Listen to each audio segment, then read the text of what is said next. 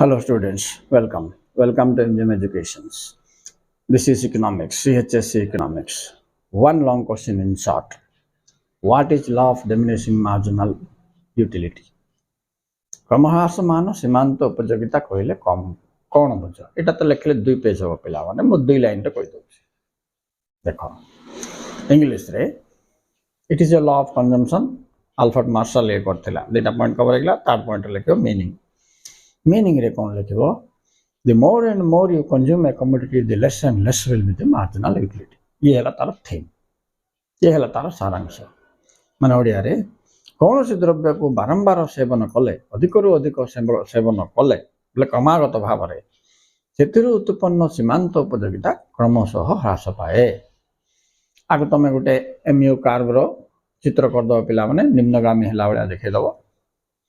अच्छा, तापर कौन हम सीमांत उपयोगिता शून्य और ऋणात्मक होता है बोल दर्शाइद। तो सर्ट रे कहले कौन, the more and more you consume the less and less will be the marginal utility. Okay, अधिक अधिक कौन द्रव्य सेवन कले सीमांत उपयोगिता क्रमशः ह्रास पाए। शर्त गुड़ाक लिखा दरकार नहीं, माइंड रख। Okay students, thank you very much for watching. Please like and subscribe.